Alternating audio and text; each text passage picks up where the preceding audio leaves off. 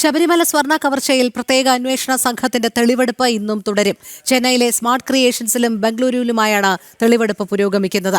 ഉണ്ണികൃഷ്ണൻ പോറ്റിയുടെ കൂടുതൽ സാമ്പത്തിക ഇടപാടുകൾ കണ്ടെത്തുകയാണ് ലക്ഷ്യം. സ്മാർട്ട് ക്രിയേഷൻസ് ജീവനക്കാരിൽ നിന്നും അന്വേഷണ സംഘം മൊഴി രേഖപ്പെടുത്തിയേക്കും. വിനീഷ് ചേരുന്നു. വിനീഷ്, ശബരിമല സ്വർണ്ണ കവർച്ചയിൽ പ്രത്യേക അന്വേഷണ സംഘത്തിന്റെ തെളിവെടുപ്പ് ഇന്ന് ഏതു രീതിയിലാകും പുരോഗമിക്കുക?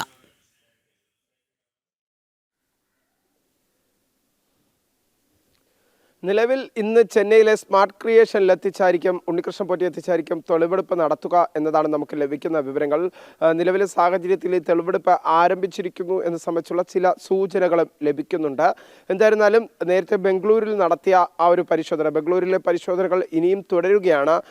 ജ്വല്ലറിയിൽ നിന്ന് ലഭിച്ച 400 ഗ്രാം കട്ടിയായിട്ടുള്ള സ്വർണം, ആ സ്വർണം സംബന്ധിച്ചുള്ള വിവരങ്ങളും ഒപ്പം തന്നെ ഉണ്ണികൃഷ്ണൻ പോറ്റിയുടെ മറ്റു സാമ്പത്തിക വിവരങ്ങൾ സംബന്ധിച്ചുള്ള പരിശോധനയും നടത്തുന്നുണ്ട്. ഒപ്പം ഉണ്ണികൃഷ്ണൻ പോറ്റിയുടെ ബംഗളൂരിലെ ഫ്ലാറ്റിൽ നിന്ന് ഒരു നിലവിലെ വസ്തുവകകൾ വാങ്ങിക്കൂട്ടിയതിൻ്റെയും ഒപ്പം തന്നെ കുറച്ച് കൂടുതൽ 170-ലധികം ഗ്രാം സ്വർണം കണ്ടെത്തിയതുമായി ബന്ധപ്പെട്ടുള്ള വിവരങ്ങളും ലഭിക്കുന്നുണ്ട്. നിലവിലെ സാഹചര്യത്തിൽ നിർണായകമായ അന്വേഷണവുമായി തന്നെയാണ് അന്വേഷണ സംഘം മുന്നോട്ട് പോകുന്നത് എന്നതാണ് നമുക്ക് മനസ്സിലാക്കാൻ സാധിക്കുന്നത്. ഈ കൂടുതൽ തെളിവെടുപ്പുകളും തൊണ്ടിമുതലും കണ്ടെത്തുന്ന സാഹചര്യത്തിൽ അത് കേസിൽ പ്രധാനപ്പെട്ട നിർണായകമായ വഴിത്തിരിവിലേക്ക് കാര്യങ്ങൾ എത്തിക്കും എന്നതാണ് നമുക്ക് ഇപ്പോൾ മനസ്സിലാക്കാൻ സാധിക്കുന്നത്.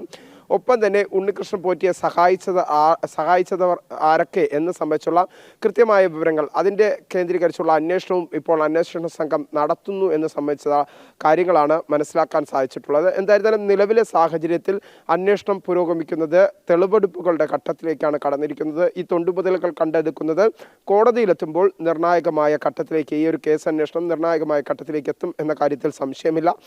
ഈ 2019 ഇറക്കിയ ഓർഡറിൻ്റെ പശ്ചാത്തലത്തിൽ ആ ഒരു ഉത്തരവിറക്കിയത് എന്തടിസ്ഥാനത്തിലാണ്? ദേവസ്വത്തിൻ്റെ മാനദണ്ഡങ്ങളെല്ലാം തന്നെ തെറ്റിച്ചുകൊണ്ടുള്ള ഒരു ഓർഡർ ആയിരിക്കുന്നു അന്ന് ഉത്തരവാണ് പുറത്തിറക്കിയത്. ആ ഉത്തരവിനെ സംബന്ധിച്ചുള്ള അന്വേഷണവും പുരോഗമിക്കുന്നുണ്ട്. അന്ന് അത്തരത്തിലുള്ള ഉത്തരവിറക്കിയതിൽ മറ്റു ഉദ്യോഗസ്ഥർക്ക്, ദേവസ്വം ബോർഡിലെ മറ്റു ജീവനക്കാർക്കോ അല്ലെങ്കിൽ അന്നത്തെ ഭരണസമിതി അംഗങ്ങൾക്കോ അന്നത്തെ ദേവസ്വം പ്രസിഡന്റോ ദേവസ്വം മന്ത്രിക്കോ ഇടപെടൽ ഉണ്ടായിരുന്നോ എന്ന് സംബന്ധിച്ചുള്ള അന്വേഷണം നടത്തുന്നു. അതേസമയം തന്നെ നിലവിലെ സാഹചര്യത്തിലുള്ള അന്വേഷണം പോരാ, കേന്ദ്ര ഏജൻസികൾ അന്വേഷിക്കണമെന്നാവശ്യപ്പെട്ടുള്ള BJPയുടെ ശക്തമായ സമരങ്ങളും സജീവമായി തന്നെ തുടരുന്നു. കഴിഞ്ഞ ദിവസം സെക്രട്ടേറിയറ്റിന് മുന്നിൽ രാപ്പകൽ സമരം നടന്നു. ആ രാപ്പകൽ സമരത്തിലും BJP സംസ്ഥാന അധ്യക്ഷൻ രാജീവ് ചന്ദ്രശേഖരൻ ആവശ്യപ്പെട്ടത് ഇത്തരത്തിൽ തന്നെയാണ്. കേന്ദ്ര ഏജൻസികളുടെ അന്വേഷണം വേണം, എന്നാലേ ഇതിനു പിന്നിലെ ഗൂഢാലോചനകൾ കൃത്യമായി കണ്ടെത്താൻ സാധിക്കുകയുള്ളൂ. പ്രത്യേകിച്ച് ഇടതുപക്ഷം ഭരണം നടത്തുമ്പോൾ ഇടതുപക്ഷ സർക്കാരിൻ്റെ കീഴിലുള്ള ഒരു പോലീസ് സേന അന്വേഷണം നടത്തുന്നത് അത് സുതാര്യമാകില്ല. പക്ഷെ കോടതിയുടെ ഇടപെടൽ ഉണ്ടായത്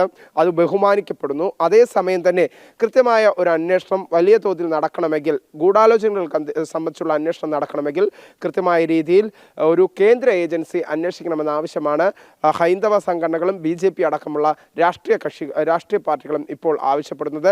നിലവിലെ സാഹചര്യത്തിൽ ചെന്നൈയിലും ബംഗളൂരിലും ഉണ്ണികൃഷ്ണൻ പോറ്റി എത്തിച്ചുകൊണ്ടുള്ള അന്വേഷണങ്ങളാണ്, അല്ലെങ്കിൽ തൊണ്ടുമുതൽ കണ്ടെത്താനുള്ള അന്വേഷണം ചെന്നൈയിലെ സ്മാർട്ട് ക്രിയേഷനിലെ ജീവനക്കാരിൽ നിന്നുള്ള മൊഴി രേഖപ്പെടുത്തൽ അടക്കമുള്ള നടപടിക്രമങ്ങളാണ് നിലവിൽ അന്വേഷണ സംഘത്തിന്റെ ഭാഗത്ത് നിന്ന് പുരോഗമിക്കുന്നത്. അതെ, വിനീഷ് സൂചിപ്പിച്ചതുപോലെ തന്നെ ഒരു ഭാഗത്ത് തെളിവെടുപ്പ് പുരോഗമിക്കുന്നുണ്ട്, മൊഴികൾ രേഖപ്പെടുത്തുന്നുണ്ട്. ഉണ്ണികൃഷ്ണൻ പോറ്റിയുടെ കൂടുതൽ സാമ്പത്തിക ഇടപാടുകൾ കണ്ടെത്തുക കൂടി പ്രധാനപ്പെട്ട ലക്ഷ്യം തന്നെയല്ലേ? നിലവിൽ ഇപ്പോൾ ഉണ്ണികൃഷ്ണൻ പോറ്റിയും മുരാരി ബാബുവുമാണ് പ്രത്യേക അന്വേഷണ സംഘം അറസ്റ്റ് ചെയ്തിരിക്കുന്നത്.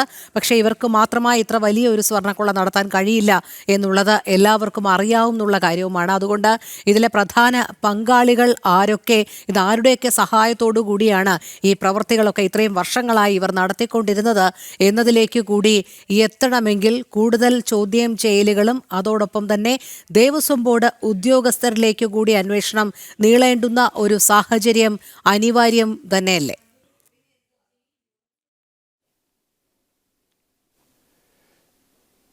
തീർച്ചയായിട്ടും. കാരണം പ്രധാനമായും ഗൂഢാലോചനയുടെ ഒരു വിഷയമാണ് ഈ ഒരു കേസിലുള്ളത്. ആ ഗൂഢാലോചന നടത്തിയത് ആരൊക്കെ? പ്രത്യേകിച്ച് 2019 ദേവസ്വം ബോർഡ് ഇറക്കിയ ഉത്തരവ്, ആ ഉത്തരവിൽ ദേവസ്വം ബോർഡിൻ്റെ എല്ലാ മാനദണ്ഡങ്ങളും തെറ്റിച്ചുകൊണ്ടുള്ള ഒരു ഉത്തരവാണ് പുറത്തിറക്കിയത്.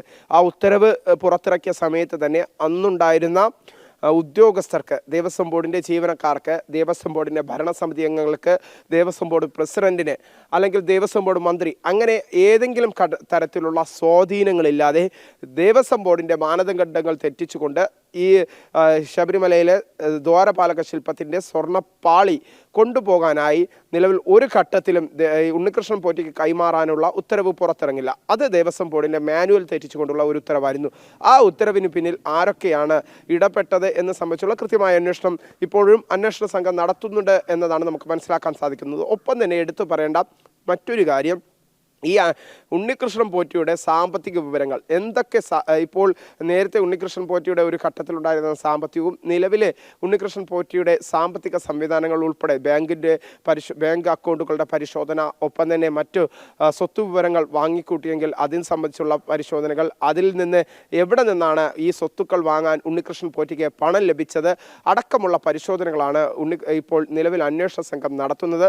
അതുകൊണ്ട് തന്നെ ഏറ്റവും പ്രധാനം ഉണ്ണികൃഷ്ണൻ പോറ്റിയുടെ സാമ്പത്തിക സ്രോതസ്സിൻ്റെ വിവരങ്ങൾ, ഒപ്പം തന്നെ ഉണ്ണികൃഷ്ണൻ പോറ്റി ഈ ശബരിമലയുമായി ബന്ധപ്പെട്ട് ഈ ദ്വാരപാളിക ശില്പത്തിൻ്റെ സ്വർണ്ണപ്പാളികൾ കൊണ്ടുപോയതുമായി ബന്ധപ്പെട്ട് ആ സ്വർണ്ണപ്പാളികൾ കൊണ്ടുപോയപ്പോൾ സ്വർണ്ണക്കവർച്ച നടത്താൻ ആരൊക്കെ സഹായിച്ചു, ഇത് ആരൊക്കെ ഉണ്ണികൃഷ്ണൻ പോറ്റിയിൽ നിന്ന് കൈപ്പറ്റി, ഈ സ്വർണ്ണ കവർച്ച നടത്തിയ സമയത്ത് കൈപ്പറ്റി എന്നത് സംബന്ധിച്ചൊക്കെയുള്ള അന്വേഷണമാണ് പുരോഗമിക്കുന്നത്.